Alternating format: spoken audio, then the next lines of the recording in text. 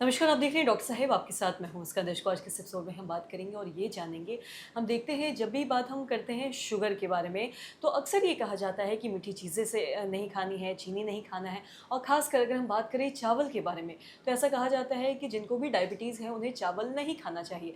आज हम इसी बारे में तमाम जानकारी लेंगे और जानेंगे कि इसमें कितनी सच्चाई है। इसे पे बताने के लिए आज हमारे साथ मौजूद है बिहार के जाने माने general physician doctor Rajiv Ranjan sir. नमस्कार, बहुत बहुत स्वागत है आपका। धन्यवाद मुस्कान जी। सर, मेरा आपसे सवाल है, जब भी हम किसी डायबिटीज़ के मरीज़ के बारे में बात करते हैं तो किसी भी डॉक्टर से अगर हम पूछते हैं कि क्या नहीं खाना है तो उनका पहला शब्द ये रहता है कि मीठी चीज़ें और दूसरा चावल। इसमें कितनी सच्चाई है, इस बारे में थोड़ा बताएं। मीठी चीज़ों में तो सच्चाई है, हम्म। लेकिन चावल को ऐसा खलनायक बना दिया है लोगों ने हम्म। कि कई मरीज जो चावल प्रेमी हैं, जो रोहतास के मरीज हैं, जो बिहार बिहार के खास करके कई हिस्सों के मरीज जो आते हैं कि डॉक्टर साहब चावल तो मना है, चावल नहीं खा सकते हैं। ये कहीं नहीं है, ये बिल्कुल भ्रम है।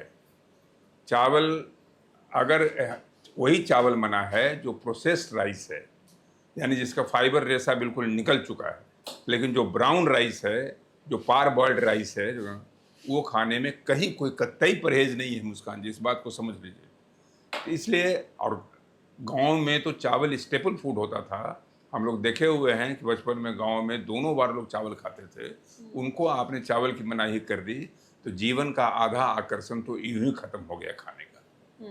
और इसमें चावल में कहीं, मैं बार बार इस बात को कह रहा हूँ, आपके माध्यम से कह रहा हूँ कि इसका ग्लाइसेमिक इंडेक्स इतना ज़्यादा नहीं है कि आपको इसके लिए इसको खलनायक की श्रेणी में रखा जाए। चावल खलनायक नहीं है, लेकिन ब्राउन राइस होना चाहिए, पारबॉइल्ड राइस होना चाहिए। जो जो रुखड़ा चावल है वो खाइए, सुंदरता देख के मत जाइए। जो अरवा चावल है, बासमती चावल है, जो देखने में बहुत सुंदर लगता है, वो उसमें रेशा एकदम नहीं है, वो आपके शुगर लेवल को स्पाइक करेगा। उस पर परहेज करना है, उस पर ध्यान देना है, उस पर तवज्जो देना है कि वो नहीं खाएं। जी। और साथ ही शुगर के बारे में बात करें या डायबिटीज़ के बारे में बात करें तो और भी ऐसी बहुत सारी चीज़ें हैं जो लोग सोचते हैं कि हम ये नहीं खा रहे लेकिन इसके ऑल्टरनेटिव्स खा रहे हैं तो हमारे लिए बहुत सही है। अगर हम कोई चीनी वाला जूस नहीं पी रहे लेकिन हम फल खा ले रहे हैं तो हमारे लिए बहुत सही है। तो वहीं अगर हम चीनी नहीं खा के गुड़ खा रहे हैं तो वो भी हमारे लिए बहुत सही है। हाँ, तो बिल्कुल। ऐसी ऐसी चीज़ें जो ऑल्टरनेटिव्स यूज़ कर रहे हैं लोग शुगर के नाम पे, ये सब कितना सही है? बिल्कुल, बहुत माकूल प्रश्न आपने पूछा, जो कि एकदम ज्वलंत समस्या है आजकल, जो हम लोग देख रहे हैं, कॉमन जो रूबरू हो रहे हैं जिस प्रश्न से कि डॉक्टर साहब चीनी मना है, गुड़ तो हम रोज खा रहे हैं, हम्म।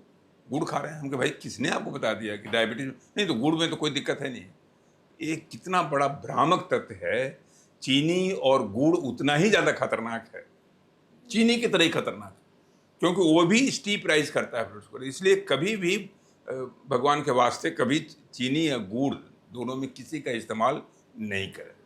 ऐसा नहीं है कि गुड़ खा लें, गुड़ खाने से भी शुगर उतना ही बढ़ेगा जितना चीनी खाने से। ठीक है ना, गुड़ में थोड़ा फाइबर जरूर होता है, लेकिन मिठास ग्लाइसेमिक इंडेक्स के नज़र से वो नहीं है। हाँ, फलों में ग्लाइसेमिक इंडेक्स जो कहते हैं, यानी जो खून में शर्करा बनाने की क्षमता, वो कम होती है। फल आप खा सकती हैं, कुछ खास खास तरह के फल। जो नहीं खा सकती हैं वो फल है, अंगूर आपको नहीं खाना है, केला आपको नहीं खाना है, चीकू नहीं खाना है, जो कि अचानक ब्लड में शुगर को बढ़ाता है। लेकिन आप सेब खा सकती हैं, संतरा खा सकती हैं, अमरूद खा सकती हैं, ये सारे फल आप आराम से खा सकती हैं।